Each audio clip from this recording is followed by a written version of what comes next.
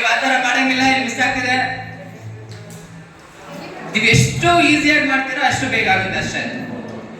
ತುಂಬಾ ಗ್ಯಾಪ್ ಆಯ್ತು.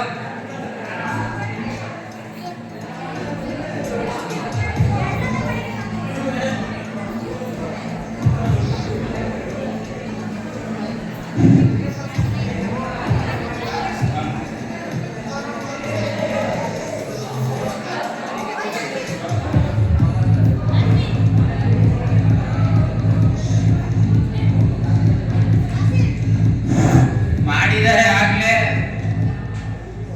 ತುಂಬಾ ಈಸಿ ಈಸಿ ಈಸಿಯಾಗಿ ತಗೊಳ್ಳಿ. ಮಿಸ್ ಆಯ್ತು ಅಂದ್ರೆ ಹೋಗುತ್ತೆ.